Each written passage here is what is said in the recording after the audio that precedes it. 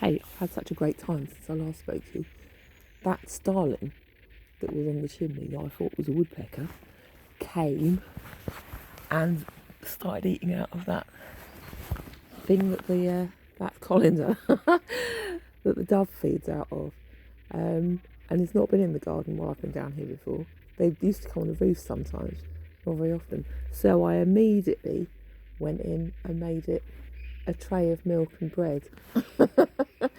And then I thought afterwards, it's probably been attracted by all these plant pots I hung up the other day to dry, thinking they're bird scarers.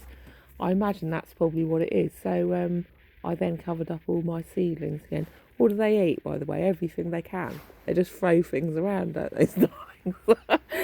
So that's going to be fun. And then I planted my seeds, and I've planted the hops, and I decided to plant it in the end where the hare was lying for the hoppy.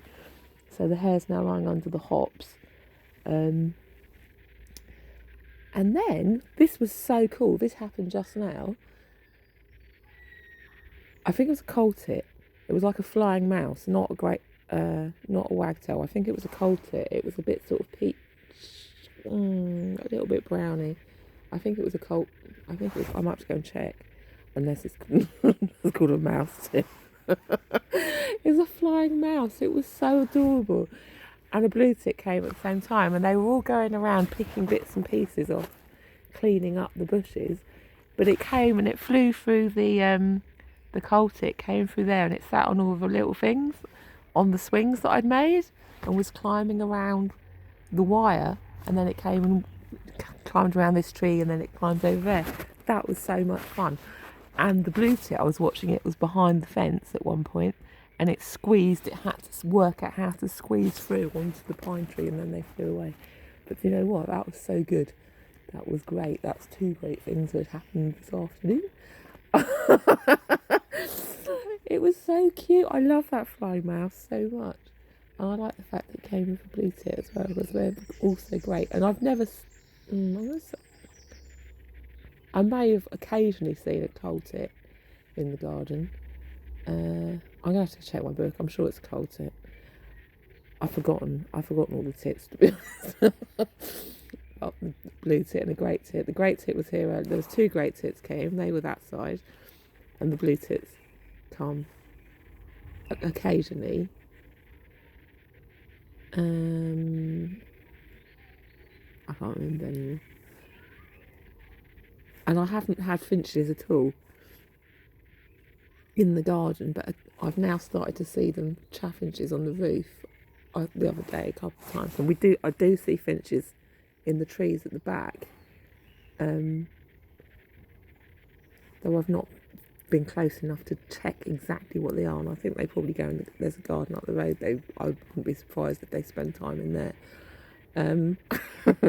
How would I know that? I don't know. I've just got that sort of bird brain, I suppose. Plus it's near to where I see them.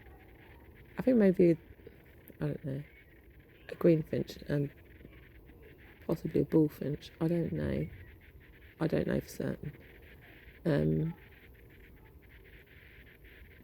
I always, I said for ages, I've not seen chaffinches here in the entire time I've lived here, really.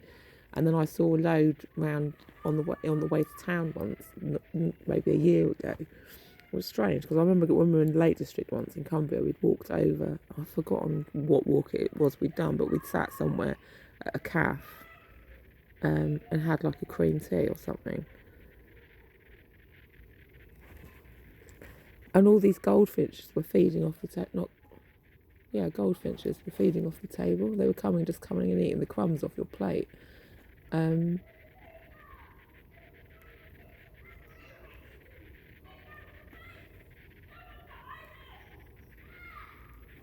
So that's fun.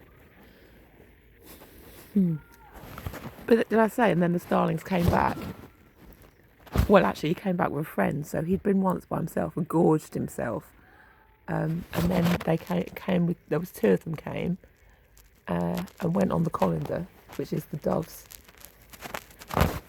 feeding spot, her preferred feed, or there, Gilly the collared dove. And then they hopped across onto here, out of the bread and It's not just bread. It was I got 'cause I just got, it was some fruit loaf thing actually, half a slice of fruit loaf and a tiny bit of milk on it with some mealworms. What? It's soya milk. You have to look after starlings, you know. You can't just treat them like riffraff. They like to have their own place on the table. You know what birds are like. Otherwise, they all end up scrapping and being jealous of each other. Plus, I wanted it to come back. And when I was watching Thing Back the other day, I said about the bird pooing down the roof. It didn't poo down the roof. It pooed down someone's chimney. That was the funny thing. I was watching it sitting on the chimney pot, and it pooed right down the chimney. That was funny. It just made me laugh. And the other day, I was sitting here watching a seagull flying down the road, and I watched that. I watched that pooing on the road as well. I thought, there's going to be trouble on the road. There's going to be on the road. So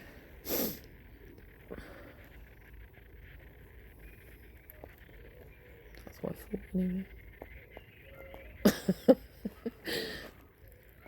Because I'd seen that peacock butterfly out there as well. I mean, I like them anyway, but you're not, if they come in the house, it's supposed to be bad omen, isn't it? So if I see them on the road, I've now decided, do you know what? Maybe it's a similar sort of thing. There's going to be trouble on the road.